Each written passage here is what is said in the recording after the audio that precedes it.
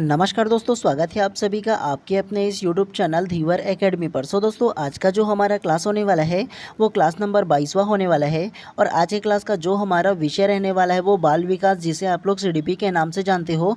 और आज के क्लास का जो हमारा टॉपिक रहने वाला है वो बुद्धि की अवधारणा में ना आप लोगों का MCQ सीरीज 2 करेंगे। ठीक है, तो सबसे पहला मैं आप लोगों को बता दूँ, आप लोगों का जो टॉपिक है ना बुद्धि की अवधारणा ना, उसमें विभिन्न मनोवैज्ञानिकों का नाम पढ़े थे। और उसके अलावा ना आप लोगों का एक क्लास जो है ना वो MCQ सीरीज आप लोगों का चलाया था, क्योंकि ये जो टॉपिक है ना वो काफ़ी लंबा है। और आज ये जो टॉपिक भी है ना वो काफ़ी इंपॉर्टेंट भी रहने वाला था, क्योंकि ये जो टॉपिक है ना बुद्धि की अवधारणा ना वो काफ़ी इंपॉर्टेंट टॉपिक है, क्योंकि हर साल इसमें से प्रश्न पूछा जाता है ना। तो इसलिए इस टॉपिक को हम लोग अच्छे से इसको ना हम लोग पढ़ रहे हैं, और इसमें से जितने भी प्रकार के क्वेश्चन बन रहे हैं ना उन सारे सवाल को करते हुए चलेंगे। ठीक है, तो आज की क्लास में ना मैं आप लोगों का 25 क्वेश्चन टोटल पूछूंगा। तो आप लोगों को ट्राई करना है ना कि मेरे आंसर देने से पहले ना खुद आप लोगों को प्रैक्टिस करना है एक बार। ठीक है, और अगर आप लोगों ने अभी तक की ना क्लास क्रमांक 21 को नहीं देखा होगा ना तो उसको भी देख लीजिए, उसमें आप लोगों को काफ़ी बेहतर तरीके से भी समझ में आ जाएगा। तो चलिए ज़्यादा देर न करते हुए प्रश्न क्रमांक फर्स्ट को सबसे पहले आप ध्यान से पढ़िए। शिक्षण योग्य बच्चों की बुद्धि लब्धि खाली स्थान होती है।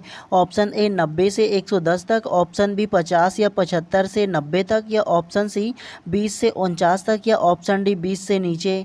तो क्या इसका आंसर हो सकता है, बताइए सबसे पहले आप, फिर ना मैं इसका विस्तार पूर्वक आप लोगों को आंसर बताऊंगा।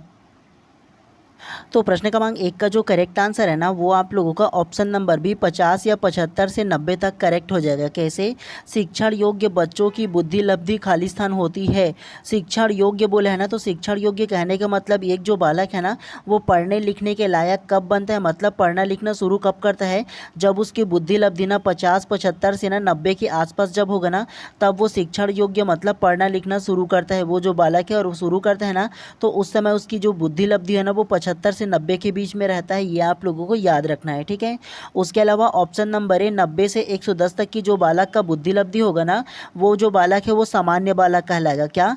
तो जिस बालक की बुद्धि लब्धि 90 से लेकर के 110 के बीच रहेगा ना वो सामान्य बालक कहलाएगा। ये आप लोगों को याद रखना है। और जिस बालक की बुद्धि लब्धि ना 70 से नीचे रहेगा ना वो जड़ बालक कहलाता है। क्या? तो 70 से अगर नीचे बुद्धि लब्धि जिस बालक का होगा ना वो जड़ बुद्धि वाला बालक कहलाता है। इतना चीज़ आप लोगों को इसमें समझना है। ठीक है, तो इस प्रकार से प्रश्न क्रमांक 1 का जो करेक्ट आंसर होगा ना ऑप्शन नंबर बी जो है करेक्ट हो जाएगा। चलिए नेक्स्ट प्रश्न को पढ़ते हुए चलते हैं। चलिए प्रश्न क्रमांक 2 को ध्यान से पढ़िए। एक बालक जिसकी बुद्धि लब्धि 85 है उसे वर्गीकृत किया जाएगा। ऑप्शन ए सामान्य बुद्धि, ऑप्शन बी श्रेष्ठ बुद्धि, ऑप्शन सी मंद बुद्धि, या ऑप्शन डी सामान्य से अधिक बुद्धि। तो क्या इसका आंसर हो सकता है, बताइए सबसे पहले आप। तो प्रश्न क्रमांक 2 का जो करेक्ट आंसर है ना वो आप लोगों का ऑप्शन नंबर सी मंद बुद्धि करेक्ट हो जाएगा। कैसे? एक बालक जिसकी बुद्धि लब्धि 85 है उसे वर्गीकृत किया जाएगा। तो एक जो बालक ना जिसकी बुद्धि लब्धि 85 है ना वो जो आएगा वो मंद बुद्धि लब्धि बालक के ना अंतर्गत आ जाएगा। ये आप लोगों को याद रखना है। ठीक है, और मंद बुद्धि वाला बालक कौन कहलाएगा? जिसकी बुद्धि लब्धि ना 80 से लेकर के 90 के बीच में होगा ना वो मंद बुद्धि वाला बालक कहलाएगा। ये आप लोगों को याद रखना है। और 70 से नीचे जिस बालक का बुद्धि लब्धि होगा ना वो जड़ बालक कहलाएगा। मतलब ना सामान्य से नीचे वाला जो बालक रहता है ना जड़ वाला बालक ना तो वो कहलाएगा। ठीक है, तो ये भी आप लोगों को याद रखना है। उसके अलावा सामान्य बुद्धि वाला बालक कौन कहलाएगा? तो सामान्य बुद्धि वाला बालक वो बालक कहलाएगा वो 90 से लेकर के 110 के बीच होगा। कितना? तो वो 90 से लेकर के 110 के बीच जिनका बुद्धि लब्धि होगा ना वो सामान्य बालक कहलाएगा। उसके अलावा श्रेष्ठ बुद्धि लब्धि वाला बालक कौन कहलाएगा? तो श्रेष्ठ बुद्धि लब्धि वाला बालक वो बालक कहलाएगा जिसकी बुद्धि लब्धि 120 से ज़्यादा होगा ना वो श्रेष्ठ बुद्धि लब्धि वाले बालक कहलाएगा। ये आप लोगों को याद रखना है। उसके अलावा ऑप्शन नंबर डी के बारे में जान लो। सामान्य से अधिक बुद्धि लब्धि वाला बालक कौन कहलाएगा? तो सामान्य से अधिक बुद्धि लब्धि वाला बालक वो बालक कहलाएगा जिसकी IQ लेवल या बुद्धि लब्धि ना 110 से ज़्यादा होगा। केवल 110 से ज़्यादा होगा ना वो सामान्य से अधिक बुद्धि लब्धि वाला बालक कहलाएगा। लेकिन 120 से ज़्यादा होगा तो श्रेष्ठ बुद्धि वाला कहलाएगा। दोनों में अंतर है, इसे आप लोगों को याद रखना है। ठीक है, तो इस प्रकार से प्रश्न क्रमांक 2 का जो करेक्ट आंसर होगा ना ऑप्शन नंबर सी जो है करेक्ट हो जाएगा। जिस बालक की बुद्धि लब्धि 85 है ना वो मंद बुद्धि के कैटेगरी में आएगा। चलिए प्रश्न क्रमांक 3 को ध्यान से पढ़िए। बुद्धि एवं विकास को प्रभावित करने वाले कारक है। ऑप्शन ए आनुवंशिकता, ऑप्शन बी भौतिक दशाएं, ऑप्शन सी सामाजिक एवं सांस्कृतिक दशाएं, या ऑप्शन डी उपरोक्त सभी। तो क्या इसका आंसर होगा, बताइए सबसे पहले आप। तो प्रश्न क्रमांक 3 का जो करेक्ट आंसर है ना वो आप लोगों का ऑप्शन नंबर डी उपरोक्त सभी करेक्ट हो जाएगा। कैसे? बुद्धि एवं विकास को प्रभावित करने वाले कारक है। तो बुद्धि और विकास को जो प्रभावित करता है ना वो अनुवांशिकता मतलब हेरिडिटी भी प्रभावित करता है। उसके अलावा भौतिक दशाएं भी जिम्मेदार होता है। उसके अलावा सामाजिक एवं सांस्कृतिक दशाएं भी जिम्मेदार होता है बुद्धि एवं विकास को प्रभावित करने वाले कारकों में। आप लोगों ने देखा होगा ना कि जिस प्रकार के वातावरण में जो बालक रहता है ना उसके अनुसार ना उसका जो बुद्धि का विकास है वो होता है। उसके अलावा जिस फैमिली से वो बैकग्राउंड से आता है मतलब जितना उसके माता पिता इंटेलिजेंट होते हैं उस हिसाब से उसका बच्चा भी इंटेलिजेंट होता है, ये भी आप लोगों ने देखा होगा। तो ये जो होता है ना वो अनुवांशिकता होता है। ठीक है, तो इस प्रकार से प्रश्न क्रमांक 3 का जो करेक्ट आंसर है ना ऑप्शन नंबर डी जो है करेक्ट हो जाएगा। चलिए नेक्स्ट प्रश्न को पढ़ते हुए चलते हैं। चलिए प्रश्न क्रमांक 4 को ध्यान से पढ़िए। विशेष शिक्षा के सिद्धांत में शामिल है ऑप्शन ए प्रतिबंधात्मक वातावरण, ऑप्शन बी माता पिता की न्यूनतम भागीदारी एवं सहभागिता, ऑप्शन सी गैर भेदभावपूर्ण पहचान और मूल्यांकन, या ऑप्शन डी सार्वजनिक शिक्षा पर रोक। तो क्या इसका आंसर हो सकता है बताइए सबसे पहले आप। तो प्रश्न क्रमांक 4 का जो करेक्ट आंसर है ना वो आप लोगों का ऑप्शन नंबर सी करेक्ट हो जाएगा।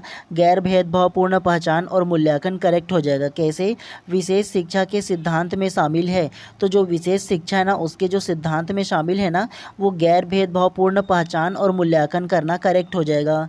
तो इस प्रकार से प्रश्न क्रमांक 4 का जो करेक्ट आंसर होगा ना ऑप्शन नंबर सी जो है करेक्ट हो जाएगा। चलिए नेक्स्ट प्रश्न को पढ़ते हुए चलते हैं इसी प्रकार से। चलिए प्रश्न क्रमांक 5 को ध्यान से पढ़िए। एक बच्चे की मानसिक आयु 12 वर्ष है एवं वास्तविक आयु 10 वर्ष है तो उसकी बुद्धि लब्धि क्या होगी? Option A 110, option B 100, option C 120 या ऑप्शन डी 83। तो क्या इसका आंसर होगा बताइए सबसे पहले आप। तो प्रश्न क्रमांक 5 का जो करेक्ट आंसर है ना वो आप लोगों का ऑप्शन नंबर सी 120 करेक्ट हो जाएगा। कैसे? एक बच्चे की मानसिक आयु 12 वर्ष है एवं वास्तविक आयु 10 वर्ष है तो उसकी बुद्धि लब्धि क्या होगी? तो इस प्रकार से बुद्धि लब्धि को नापने के लिए जानने के लिए मैंने आप लोगों को थ्योरी क्लास में एक सूत्र बताया था ना, और वो सूत्र क्या था? तो वो मानसिक आयु क्या? तो मानसिक आयु बटा शारीरिक आयु आप लोगों को बताया था ना। क्या? तो मानसिक आयु बटा शारीरिक आयु और उसके अलावा गुना 100 करके आप लोगों को ये सूत्र नोट करने के लिए बोला था ना, थ्योरी का क्लास क्रमांक 21 में लिया था। तो उसी को आप लोगों को सेम टू सेम इसमें भी बनेगा। ध्यानपूर्वक देखिएगा, मैं बताता हूँ आप लोगों को। ठीक है, मानसिक आयु सबसे पहले ऊपर में लिखा है ना, तो एक बालक का इसमें मानसिक आयु कितना है? 12 वर्ष। तो ऊपर में आप लोग ऐसे 12 वर्ष लिख लोगे। उसके बाद बटा है तो ऐसे बटा कर देना। उसके बाद फिर नीचे में क्या है? शारीरिक आयु। तो शारीरिक आयु कितना है? शारीरिक आयु मतलब वास्तविक आयु भी कहते हैं उसको। ठीक है, तो नीचे में देखो 10 वर्ष, तो 10 वर्ष ऐसे लिख लेना। उसके अलावा देखो ये गुना करके 100 दिया, तो यहाँ पास ऐसे गुना करके 100 कर लो सबसे पहले आप। ऐसे आप लोग फॉर्मेट बना लिए। उसके अलावा इस प्रकार के सवाल को कैसे सॉल्व करते हैं? सबसे पहला नीचे का कटेगा, 10 एकम कितना होगा? तो 10 एकम 10 हो जाएगा। और ये जो 100 है वो कितने बार में जाएगा? तो 10 बार में जाएगा। कैसे? तो 10 एकम 10 और 10 दहम कितना होगा? तो 10 दहम 100 हो जाएगा। तो यहाँ पास 10 बचा और यहाँ पास 12, तो दोनों का आपस में मल्टीप्लाई होगा। तो दोनों को आपस में मल्टीप्लाई करोगे तो कितना आएगा? तो 10 12 में कितना होगा? 120 होगा। तो ऑप्शन नंबर सी क्या होगा? करेक्ट हो जाएगा। तो ऐसे आप लोगों को लेना है। ठीक है, आप लोगों को समझ में आया ना? सेम टू सेम आप बोलना, सेम प्रश्न को दोबारा अपने कॉपी में नोट कर लीजिए और नोट करने के बाद दोबारा खुद से बना करके देखिए आप लोगों से बनता है कि नहीं, और नहीं बनेगा तो दोबारा इसको देखिएगा तो आप लोगों से अच्छे से बन जाएगा। ठीक है, चलिए नेक्स्ट प्रश्न को इसी प्रकार से पढ़ते हुए चलते हैं। एक बार प्रैक्टिस जरूर कर लीजिएगा आप लोग। चलिए प्रश्न क्रमांक 6 को अब ध्यान से पढ़िए। एक शिक्षिका का भावात्मक बुद्धि लब्धिक उच्च है, इसका तात्पर्य है कि ऑप्शन ए वह उच्च बुद्धि वाली है, ऑप्शन बी वह उच्च अनुशासन प्रिय है, ऑप्शन सी वह हास परिहास वाली है, या ऑप्शन डी वह संतुलित व्यवहार रखती है। तो क्या इसका आंसर हो सकता है बताइए सबसे पहले आप।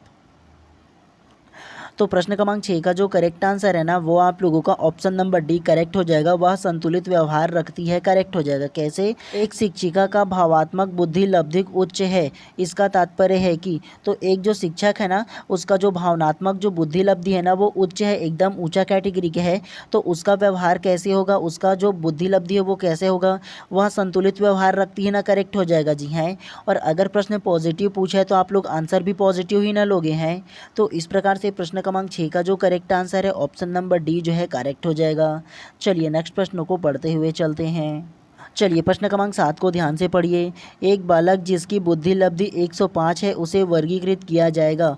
ऑप्शन ए श्रेष्ठ बुद्धि, ऑप्शन बी सामान्य से अधिक बुद्धि, ऑप्शन सी सामान्य बुद्धि या ऑप्शन डी मंद बुद्धि। तो क्या इसका आंसर हो सकता है, बताइए सबसे पहले आप। तो प्रश्न क्रमांक 7 का जो करेक्ट आंसर है ना वो आप लोगों का ऑप्शन नंबर सी सामान्य बुद्धि करेक्ट हो जाएगा। कैसे? एक बालक जिसकी बुद्धि लब्धि 105 है उसे वर्गीकृत किया जाएगा। तो एक जो बालक है ना जिसकी बुद्धि लब्धि कितना है 105 है तो उसे सामान्य बालक ही में न रखा जाएगा। जी हैं, मैंने आप लोगों को अभी प्रश्न क्रमांक दूसरा तीसरा में क्या बताया था आप लोगों को बताया था ना कि जो सामान्य बुद्धि लब्धि वाले बालक होगा जिसकी जो बुद्धि लब्धि होगा वो 90 से लेकर के 110 कितना, तो 90 से लेकर के 110 के बीच जिसका बुद्धि लब्धि होगा वो सामान्य बालक कहलाएगा। बताया था ना आप लोगों को मैं। उसके अलावा श्रेष्ठ बुद्धि लब्धि वाला बालक कौन होगा? तो श्रेष्ठ बुद्धि लब्धि वाले बालक वो बालक होगा जिसकी बुद्धि लब्धि 120 से अधिक होगा ना, वो श्रेष्ठ बुद्धि लब्धि वाला बालक कहलाएगा। उसके अलावा सामान्य से अधिक बुद्धि लब्धि वाला बालक कौन कहलाएगा? तो सामान्य से अधिक बुद्धि लब्धि वाला बालक वो बालक कहलाएगा जिसकी बुद्धि लब्धि है ना 110 कितना, तो 110 से लेकर के 120 के बीच होगा ना, वो सामान्य से अधिक बुद्धि लब्धि वाला केवल बालक कहलाएगा। तो ये आप लोगों को याद रखना है। उसके अलावा ऑप्शन नंबर डी मंद बुद्धि लब्धि वाला बालक कौन कहलाएगा? जिसकी ना बुद्धि लब्धि ना 80 से लेकर के 90 होगा कितना, तो 80 से लेकर के 90 बुद्धि लब्धि वाला बालक होगा ना, वो मंद बुद्धि लब्धि वाला बालक कहलाएगा। ठीक है, तो इन तमाम चीज़ों को आप लोगों को याद रखना है इसके बारे में, तभी आप लोग ना विस्तार से आंसर आप लोग ना किसी भी प्रकार के अगर प्रश्न पूछा जाएगा ना बुद्धि लब्धि से रिलेटेड तो आराम से आप लोग इस प्रकार से दे पाओगे। तो इन सारे ऑप्शन को ना आप लोगों को याद रखना है। जितना भी मैं IQ का लेवल बताया हूँ सारी चीज़ को याद रखना है आप लोगों को। ठीक है, चलिए प्रश्न क्रमांक 8 को ध्यान से पढ़िए। निम्न में से बहुबुद्धि का प्रकार नहीं है। ऑप्शन ए भाषाई बुद्धि, ऑप्शन बी स्थानिक बुद्धि, ऑप्शन सी अंतर्वैयक्तिक बुद्धि या ऑप्शन डी विश्लेषण बुद्धि। तो क्या इसका आंसर हो सकता है, बताइए सबसे पहले आप। तो प्रश्न क्रमांक 8 का जो करेक्ट आंसर है ना वो आप लोगों का ऑप्शन नंबर डी विश्लेषण बुद्धि करेक्ट हो जाएगा। कैसे? निम्न में से बहुबुद्धि का प्रकार नहीं है, तो ये जो बहुबुद्धि का प्रकार नहीं है ना वो विश्लेषण बुद्धि करेक्ट हो जाएगा। और ये जो बहुबुद्धि का सिद्धांत है ना उसको हार्वर्ड गार्डनर ने दिया था। कौन? तो ये जो बहुबुद्धि का सिद्धांत है वो हार्वर्ड गार्डनर ने दिया था। मैंने आप लोगों को एक कहानी के थ्रू समझाया था ना कि हार्वर्ड गार्डनर जो एक व्यक्ति है ना उन्होंने गार्डन में बैठ करके ना अपने चेले चपाटियों को बहुत सारा बुद्धि दिया था। तो ये बहुबुद्धि के जनक हो जाएगा जो हार्वर्ड गार्डनर है वो। ठीक है, उसी प्रकार से ना ये जो बहुकारक सिद्धांत है उसका जनक बोलोगे ना तो बहुकारक सिद्धांत का जो जनक है ना वो थार्नडाइक है। मैंने आप लोग को बताया था ना कि बहुकारक सिद्धांत मतलब बहु से लेना है और बहु किसका आया हुआ था, तो थार्नडाइक से का आया हुआ था, ऐसे भी बताया था ना।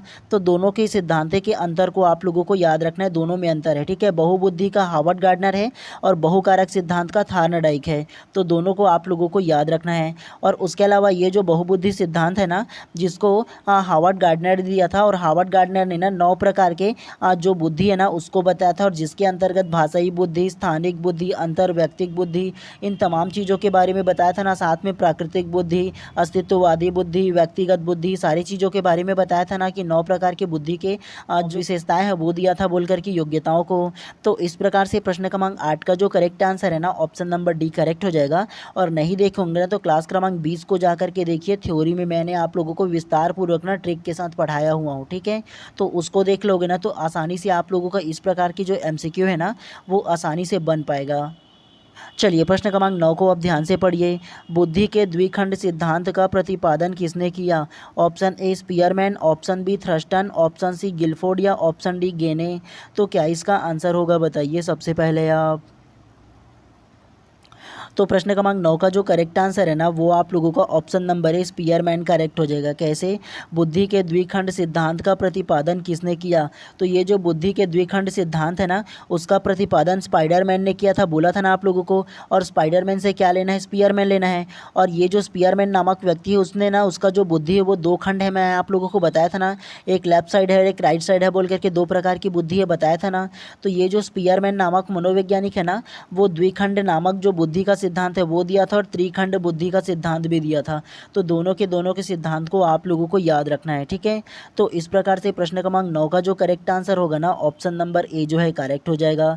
तो ये सारा चीज़ आप लोगों को याद रखना है। उसके अलावा ये जो थ्रस्टन है ना, उसने क्या दिया था, तो समूह कारक बुद्धि का सिद्धांत दिया था। उसके अलावा गिलफोर्ड है वो क्या दिया था, तो गिलफोर्ड ने त्रिआयामी सिद्धांत दिया था। तो ये आप लोगों को याद रखना है, ठीक है। मतलब नाम को देखो और आप लोगों को याद रहने चाहिए कि ये फलाना चीज़ को ठिकाना नहीं दिया है, ऐसे टाइप से, ठीक है। बोल दे रहा हूँ, इसका मतलब ऐसा नहीं कि ऐसा बोलोगे, लेकिन आप लोगों को ये सारा चीज़ याद रहना चाहिए, ठीक है। चलिए प्रश्न क्रमांक 10 को ध्यान से पढ़िए। हार्वर्ड गार्डनर द्वारा निम्न में से एक को छोड़कर बाकी सभी बुद्धि के प्रकार बतलाए गए हैं। ऑप्शन ए भाषा, ऑप्शन बी सृजनात्मकता, ऑप्शन सी अंतर्वैयक्तिक कौशल या ऑप्शन डी अंतःवैयक्तिक कौशल। तो क्या इसका आंसर हो सकता है, बताइए सबसे पहले आप। तो प्रश्न क्रमांक 10 का जो करेक्ट आंसर है ना, वो आप लोगों का ऑप्शन नंबर बी सृजनात्मकता करेक्ट हो जाएगा। कैसे, हार्वर्ड गार्डनर द्वारा निम्न में से एक को छोड़कर बाकी सभी बुद्धि के प्रकार बताए हैं। तो ये जो हार्वर्ड गार्डनर नामक मनोवैज्ञानिक है ना, उन्होंने क्या दिया था, तो द्विकारक बुद्धि का सिद्धांत दिया था। और द्विकारक बुद्धि के सिद्धांत के अंतर्गत ना इन्होंने बताया था ना कि टोटल जो बुद्धि है ना वो 9 प्रकार की होती है, मतलब 9 अलग अलग योग्यताओं में बांटा था हार्वर्ड गार्डनर ने। जिसके अंतर्गत उन्होंने बताया था भाषाई बुद्धि बताया था, अंतर्वैयक्तिक कौशल की बुद्धि बताया था और अंतःवैयक्तिक कौशल की बुद्धि भी बताया था। साथ में प्राकृतिक बुद्धि बताया था, व्यक्तिआत्मक बुद्धि बताया था, अस्तित्ववादी बुद्धि बताया था, संगीतात्मक बुद्धि बताया था, है ना। तो टोटल 9 प्रकार की जो बुद्धि के गुण है, जो विशेषताएं हैं, वो बताया था। जिसके अंतर्गत जो नहीं आता वो सृजनात्मकता जो है ना, वो इसके अंतर्गत नहीं आता है। ये आप लोगों को याद रखना है इसके बारे में। चलिए नेक्स्ट प्रश्न को पढ़ते हुए चलते हैं इसी प्रकार से। चलिए प्रश्न क्रमांक 11 को ध्यान से पढ़िए। निष्पत्ति लब्धि AQ का सूत्र होता है option A, option B, option C या ऑप्शन डी। तो क्या इसका आंसर होगा, पहले आप बताइए, फिर विस्तार पूर्वक ना मैं आप लोगों को इसका आंसर दूंगा। तो प्रश्न क्रमांक 11 का जो करेक्ट आंसर है ना, वो आप लोगों का ऑप्शन नंबर डी जो है ना करेक्ट हो जाएगा। कैसे, निष्पत्ति लब्धि AQ का सूत्र होगा। ये AQ है जी, और IQ अलग होता है और AQ अलग है, ठीक है। AQ का जो मतलब होता है ना, वो अचीवमेंट क्वांटेंट होता है। क्या, तो अचीवमेंट क्वांटेंट होता है। ये आप लोगों को याद रखना है AQ के बारे में, ठीक है। और AQ का जो सूत्र होगा ना, वो ऑप्शन नंबर डी जो है वो करेक्ट हो जाएगा। सबसे पहले AQ आएगा, जिसका फुल फॉर्म जो है ना वो अचीवमेंट क्वांटेंट है। ये आप लोगों को इसका फुल फॉर्म को याद रखना है। उसके अलावा EA/MA गुणा 100 होगा, ठीक है। और EA का जो मतलब होता है ना, वो एजुकेशन एज होता है। और उसके अलावा MA का जो मतलब होता है ना, वो मेंटल एज होता है। क्या, तो EA का मतलब एजुकेशन एज होता है और MA के मतलब मेंटल एज होता है। उसके अलावा गुणा 100 होता है, ठीक है। तो ये ऑप्शन नंबर डी जो है ना, वो आप लोगों को याद रखना है। ये निष्पत्ति लब्धि कहलाता है, जिसे एजुकेशन क्वांटेंट कहते हैं, ठीक है। तो ये सूत्र जो है ना, वो आप लोगों को याद रखना है। उसके अलावा IQ का अगर कहीं मैं सूत्र बताऊँ ना, तो IQ बराबर जो होता है ना, वो मानसिक आयु होता है। क्या, तो मानसिक आयु बटा शारीरिक आयु और उसके अलावा गुना करके 100 होता है वो, ठीक है। जो IQ होता है उसका सूत्र बता रहा हूँ आप लोगों को। और ये अलग है और IQ अलग है, दोनों के फॉर्मूले को आप लोगों को याद रखना है, ठीक है। और ये जो है ना, अगर इंग्लिश में बोलूँ ना, तो ऊपर में MA होता है, ठीक है। क्या होता है, तो ऊपर में MA होता है और नीचे में CA होता है, ठीक है। MA का जो मतलब होता है ऊपर में ना, वो मेंटल एज होता है और CA का मतलब होता है ना, वो क्रोनोलॉजिकल एज होता है और गुणा 100 होता है IQ के बारे में। तो इन दोनों चीज़ों को आप लोगों को याद रखना है। निष्पत्ति लब्धि AQ अलग है और IQ अलग है, तो दोनों को आप लोगों को याद रखना है। चाहो तो नोट करके रख लीजिएगा दोनों सूत्रों को, ठीक है। चलिए प्रश्न क्रमांक 12 को अब ध्यान से पढ़िए। अंतर्वैयक्तिक बुद्धि से तात्पर्य है ऑप्शन ए, स्वयं की क्षमताओं एवं कमजोरियों की पहचान करना, ऑप्शन बी, दूसरों की अभिप्रेरणा करने की कौशल, ऑप्शन सी, भिन्न व्यक्तियों को समझने की कौशल, ऑप्शन डी, दूसरों के साथ बातचीत करने का कौशल। तो क्या इसका आंसर होगा, बताइए सबसे पहले आप। तो प्रश्न क्रमांक 12 का जो करेक्ट आंसर है ना, वो आप लोगों का ऑप्शन नंबर सी करेक्ट हो जाएगा। विभिन्न व्यक्तियों को समझने का कौशल करेक्ट हो जाएगा। कैसे, अंतर्व्यक्ति बुद्धि का तात्पर्य है, तो ये जो अंतर्व्यक्ति बुद्धि है ना, उसका जो तात्पर्य है ना, वो विभिन्न व्यक्तियों को समझने के कौशल से है। ये आप लोगों को याद रखना है। अंतर्व्यक्ति का मतलब ये मत समझ लेना कि खुद के अंदर झांकना। अंतः व्यक्ति का मतलब होता है खुद के अंदर झांकना, खुद के जो समझने का कौशल है उसको देखना। लेकिन अंतर्व्यक्ति का मतलब अलग है, ठीक है। है। अंतः में ना डॉट लगा हुआ होता है, मतलब विसर्ग जो चिन्ह होता है ना वो देखने को मिलता है अंतः व्यक्तिक में, ठीक है। लेकिन ये अंतर व्यक्तिक है, इसका मतलब ये होता है कि विभिन्न जो व्यक्ति है ना अलग अलग प्रकार के, तो उसके व्यक्तित्व को समझने की जो कौशल होता है ना दूसरों के ना, तो वो कहलाता है अंतर्व्यक्तिक बुद्धि, ठीक है। तो ये आप लोगों को याद रखना है इसके बारे में। चलिए नेक्स्ट प्रश्न को पढ़ते हुए चलते हैं। चलिए प्रश्न क्रमांक 13 को ध्यान से पढ़िए। एक बालक की मानसिक आयु 15 वर्ष है और शारीरिक आयु 12 वर्ष है, तो उसकी बुद्धि लब्धि होगी। Option A 105, option B 125, option C 80 या ऑप्शन डी 150। तो क्या इसका आंसर होगा बताइए सबसे पहले आप। तो प्रश्न क्रमांक 13 का जो आंसर होगा ना वो मैं आप लोगों के लिए होमवर्क के तौर पर छोड़ देता हूँ, क्योंकि प्रश्न क्रमांक 5 में आप लोगों को सेम टू सेम प्रश्न बताया था ना आप लोगों को, जिसकी मानसिक आयु 10 वर्ष है और शारीरिक आयु 12 वर्ष है करके आप लोगों को बताया था ना, तो सेम टू सेम सूत्र इसमें भी लगेगा। सूत्र एक बार आप लोगों को बता दे रहा हूँ, याद रखिएगा, ठीक है। जो सूत्र होता है इस प्रकार की बुद्धि लब्धि को मापने का ना, तो सबसे पहले मानसिक आयु आता है क्या, तो सबसे पहले मानसिक आयु आ जाएगा और फिर नीचे में शारीरिक आयु आ जाएगा क्या, तो नीचे में शारीरिक आयु आ जाएगा और उसके अलावा गुना ऐसे करके 100 हो जाएगा, ठीक है। सेम टू सेम जो एज है उसको आप लोगों को ऊपर नीचे रखना है और गुना करना है और उसके बाद डायरेक्ट आप लोगों का आंसर आ जाएगा, ठीक है। तो मैं उम्मीद करता हूँ आप लोग ना इसे सॉल्व कर लोगे और सॉल्व करने के बाद ना कमेंट बॉक्स पर इसका आंसर जरूर बताओगे, ठीक है। जब बताओगे ना तो सही रहेगा तो आप लोगों को करेक्ट आंसर बताऊंगा, गलत होगा तो करेक्ट भी आप लोगों को कर दूंगा, लेकिन एक जो प्रश्न है वो आप लोगों को होमवर्क के तौर पर छोड़ देता हूँ, ठीक है। तो मैं उम्मीद करता हूँ कि आप लोग इसका आंसर जरूर देंगे। चलिए प्रश्न क्रमांक 14 को ध्यान से पढ़िए। बुद्धि के द्वितत्व सिद्धांत के अनुसार व्यक्ति की बुद्धि का विशिष्ट तत्व अथवा एस तत्व ऑप्शन ए जन्मजात होता है, ऑप्शन बी अर्जित किया जा सकता है, ऑप्शन सी सभी बुद्धिमान व्यक्तियों में समान रूप से पाया जाता है, या ऑप्शन डी इनमें से कोई नहीं। तो क्या इसका आंसर हो सकता है बताइए सबसे पहले आप।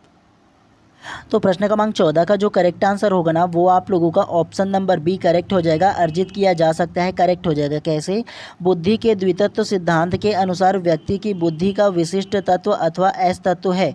तो सबसे पहले मैं आप लोगों को बता दूं, बुद्धि के जो द्वितत्व सिद्धांत है ना उसको किसने दिया था, तो ये जो बुद्धि के द्वितत्व सिद्धांत है ना उसको स्पीयरमैन ने दिया था। कौन, तो स्पीयरमैन ने दिया था, ये आप लोगों को याद रखना है। और ये जो बुद्धि के द्वितत्व सिद्धांत है ना उसके अंतर्गत 2 प्रकार के कारक बताया था स्पीयरमैन ने। सबसे पहला जो कारक बताया था वो एस तत्व बताया था और दूसरा जो है वो जी तत्व बताया था। एस तत्व का मतलब होता है स्पेसिफिक फैक्टर होता है क्या, तो स्पेसिफिक फैक्टर मतलब विशिष्ट कारक होता है, और इसके अंतर्गत ये जो स्पेसिफिक फैक्टर है ना वो कमाया जाता है, अर्जित किया जाता है, लर्न किया जाता है, सीखा जाता है, जो ये आदत होता है, जो ये कौशल होता है उसको, ठीक है, जो ना स्पीयरमैन है उन्होंने बताया था। उसके अलावा ये जो जी फैक्टर है ना इसको जनरल फैक्टर कहते हैं, और जनरल फैक्टर जो होता है ना वो जन्मजात होता है, मतलब सभी व्यक्ति में ना समान रूप से पाया जाता है, वो जो कौशल होता है, गुण होता है वो, ठीक है। तो इन दोनों को आप लोगों को याद रखना है और साथ में ये जो मनोवैज्ञानिक के नाम है ना उसको भी आप लोगों को याद रखना है, ठीक है। चलिए नेक्स्ट प्रश्न को इसी प्रकार से पढ़ते हुए चलते हैं। जितना सारा चीज़ आप लोगों को बताता हूँ ना सारे के सारे को ना समझने की कोशिश किया करो, रटो बिल्कुल मत आप लोग, ठीक है।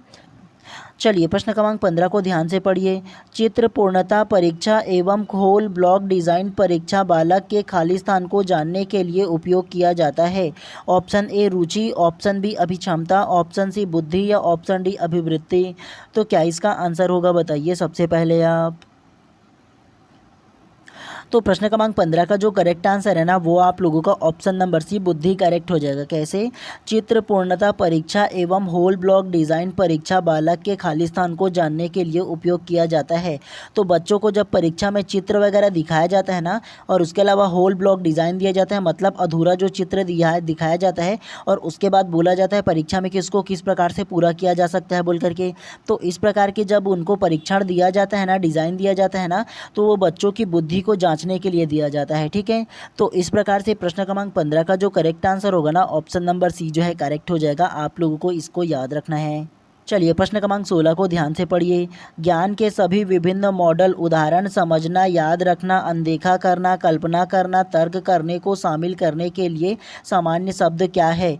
ऑप्शन ए अनुभव, ऑप्शन बी बुद्धि, ऑप्शन सी समझ या ऑप्शन डी अनुभूति। तो क्या इसका आंसर होगा बताइए सबसे पहले आप।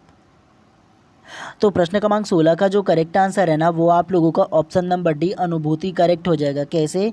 ज्ञान के सभी विभिन्न मॉडलों उदाहरण समझना, याद रखना, अनदेखा करना, कल्पना करना, तर्क करने को शामिल किया गया है। इन सभी को एक शब्द में क्या कहते हैं? तो ये जो याद रखना, समझना, अनदेखा करना, कल्पना करना सारा चीज़ है ना, तो वो अनुभूति के माध्यम से हम लोगों को होता है, याददाश्त के माध्यम से होता है ना। जी हाँ, तो आप लोगों को ये सारा चीज़ इसी माध्यम से ही ना करते हो, अनुभूति के माध्यम से।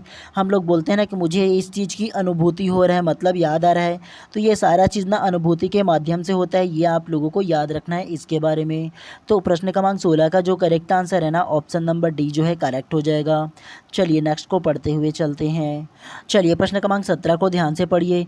बुद्धि एवं व्यक्तित्व में वंशानुक्रम की ऑप्शन ए महत्वपूर्ण भूमिका है, ऑप्शन बी नाम मात्र की भूमिका है, ऑप्शन सी अपूर्वानुमेय भूमिका है या ऑप्शन डी आकर्षक भूमिका है। तो क्या इसका आंसर हो सकता है? बताइए सबसे पहले आप। तो प्रश्न क्रमांक 17 का जो करेक्ट आंसर है ना वो आप लोगों का ऑप्शन नंबर बी नाम मात्र की भूमिका है करेक्ट हो जाएगा। कैसे? बुद्धि एवं व्यक्तित्व में वंशानुक्रम की, तो बुद्धि और व्यक्तित्व में ना जो वंशानुक्रम जो हेरिडिटी है ना उसकी जो भूमिका है वो नाम मात्र की भूमिका है। ये आप लोगों को याद रखना है। और मैंने आप लोगों को थ्योरी क्लास में भी बताया था ना आप लोगों को कि बुद्धि और व्यक्तित्व में जो वंशानुक्रम का ना जो होता है भूमिका ना वो नाम मात्र की भूमिका होता है। आप लोगों को नोट करने के लिए भी बोला था ना, तो इसी प्रकार से आंसर होता है। ठीक है, तो आप लोगों को याद रखने की आवश्यकता है, और नहीं नोट किया तो अभी भी नोट कर लीजिएगा। ठीक है, चलिए प्रश्न क्रमांक 18 को अब ध्यान से पढ़िए। भाषा संबंधी योग्यता और बुद्धि लब्धि में घनिष्ठ संबंध होता है, यह कथन है। ऑप्शन ए लॉवेल तथा मार्केल, ऑप्शन बी स्पाइकर तथा इरविन, ऑप्शन सी फिशर तथा लांबा या ऑप्शन डी टर्मन। तो क्या इसका आंसर होगा? बताइए सबसे पहले आप। तो प्रश्न क्रमांक 18 का जो करेक्ट आंसर है ना वो आप लोगों का ऑप्शन नंबर बी स्पाइकर तथा इरविन करेक्ट हो जाएगा। कैसे? भाषा संबंधी योग्यता और बुद्धि लब्धि में घनिष्ठ संबंध होता है, यह कथन है। तो ये जो कथन है ना वो स्पाइकर एवं इरविन का था। ये आप लोगों को नोट करके रखना है ऐसे कथनों को। ठीक है, क्योंकि क्वेश्चन में ना इसी प्रकार से पूछा भी जाता है। तो इस प्रकार से प्रश्न क्रमांक 18 का जो करेक्ट आंसर है ना ऑप्शन नंबर बी जो है करेक्ट हो जाएगा। चलिए नेक्स्ट प्रश्न को पढ़ते हुए चलते हैं। चलिए प्रश्न क्रमांक 19 को ध्यान से पढ़िए। बुद्धि एवं बुद्धि परीक्षण के महत्व का निम्नलिखित में से किस कथन से पता चलता है? ऑप्शन ए बुद्धि परीक्षण की भूमिका व्यावसायिक मार्गदर्शन में अहम होती है, ऑप्शन बी बुद्धि परीक्षणों द्वारा छात्रों को उन्नति का मार्ग प्रशस्त किया जाता है, ऑप्शन सी अनुसंधान के विभिन्न घटकों के चयन हेतु बुद्धि एक आधार है या ऑप्शन डी उपरोक्त सभी। तो क्या इसका आंसर हो सकता है? बताइए सबसे पहले आप। तो प्रश्न क्रमांक 19 का जो करेक्ट आंसर है ना वो आप लोगों का ऑप्शन नंबर डी करेक्ट हो जाएगा, उपरोक्त सभी। कैसे? बुद्धि एवं बुद्धि परीक्षण के महत्व का निम्नलिखित में से किस कथन से पता चलता है? तो बुद्धि परीक्षण का जो महत्व है ना वो जो कथन का पता चलता है वो ऑप्शन नंबर ए बुद्धि परीक्षण की भूमिका व्यावसायिक मार्गदर्शन में अहम होता है। इससे भी पता चलता है कि आपकी जो रुचि है ना वो किस व्यवसाय में ज़्यादा है, मतलब किस फील्ड में आप जाना चाहते हो, ये आपकी बुद्धि का डिसाइड करता है परीक्षण को। उसके अलावा ऑप्शन नंबर बी बुद्धि परीक्षण द्वारा छात्रों की उन्नति का मार्ग प्रशस्त होता है, मतलब जितना ज़्यादा बच्चों की बुद्धि का परीक्षण करोगे, जितना ज़्यादा टेस्ट लोगे, उतना ही बच्चे का जो बुद्धि वो प्रखर हो जाएगा। तो ये भी करेक्ट हो जाएगा। उसके अलावा अनुसंधान के विभिन्न घटक का चयन हेतु बुद्धि का एक आधार है, मतलब विभिन्न प्रकार के बच्चों की बुद्धि को लेकर के अनुसंधान करोगे तो ये भी करेक्ट हो जाएगा, बच्चों की जो बुद्धि परीक्षण का जो महत्व होगा वो।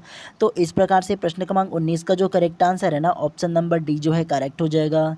चलिए नेक्स्ट को पढ़ते हुए चलते हैं। चलिए प्रश्न क्रमांक 20 को ध्यान से पढ़िए। सफल व्यावसायिक चुनाव के लिए आवश्यक है कि खाली स्थान का सतत विवेचना किया जाए।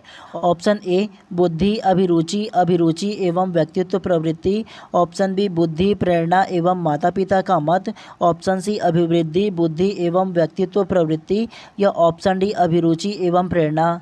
तो क्या इसका आंसर होगा? बताइए सबसे पहले आप। तो प्रश्न क्रमांक 20 का जो करेक्ट आंसर है ना वो आप लोगों का ऑप्शन नंबर ए जो है करेक्ट हो जाएगा, बुद्धि अभिरुचि अभिरुचि एवं व्यक्तित्व प्रवृत्ति करेक्ट हो जाएगा। कैसे? सफल व्यावसायिक चुनाव के लिए आवश्यक है कि खाली स्थान का सतत एवं विवेचना किया जाए। तो सतत एवं ना विवेचना करने के लिए ना जो व्यावसायिक जो चुनाव है ना उसके लिए क्या करना पड़ेगा? बुद्धि अभिरुचि और अभिरुचि जो व्यक्तित्व है ना उसकी जो प्रवृत्ति है वो किस प्रकार से किस फील्ड में वो जाना चाहता है ना, तो ऐसे चेक करोगे ना तो एक सफल व्यावसायिक चुनाव हो पाएगा। ठीक है, तो ये आप लोगों को याद रखना है। चलिए नेक्स्ट प्रश्न को पढ़ते हुए चलते हैं इसी प्रकार से। चलिए प्रश्न क्रमांक 21 को ध्यान से पढ़िए।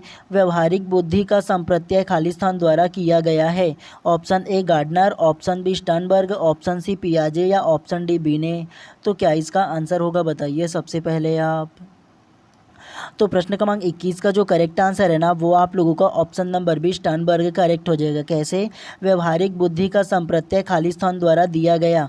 तो ये जो व्यवहारिक बुद्धि का संप्रत्यय है ना वो स्टर्नबर्ग नामक मनोवैज्ञानिक द्वारा किया गया है। ये आप लोगों को याद रखना है और इसे आप लोगों को अपने शॉर्ट नोट में नोट करके भी रखना है, ठीक है, क्योंकि ऐसे प्रश्न ना जनरली पूछ दिए जाते हैं जो थोड़ा सा टफ रहे।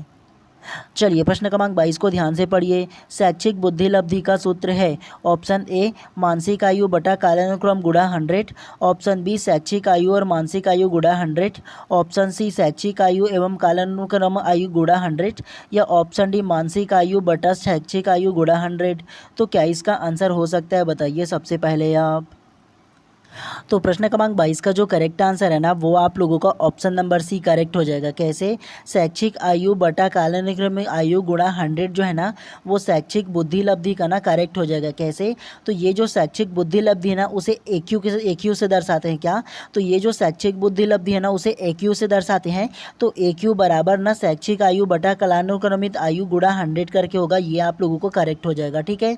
और ये जो सूत्र जो दिया है ना आप लोगों का ना वो IQ का है। क्या? तो ये जो सूत्र फर्स्ट में दिया है ना ऑप्शन नंबर है ना तो वो IQ का है। ये आप लोगों को याद रखना है और ये AQ का सूत्र है, ठीक है।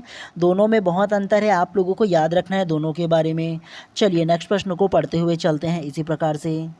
चलिए प्रश्न क्रमांक 23 को ध्यान से पढ़िए। मानसिक आयु ऑप्शन ए शारीरिक आयु के साथ बढ़ती है, ऑप्शन बी शारीरिक आयु के साथ घटती है, ऑप्शन सी एक निश्चित अवधि तक बढ़ती है फिर स्थिर हो जाती है या ऑप्शन डी मानसिक एवं शारीरिक आयु के बीच कोई संबंध नहीं।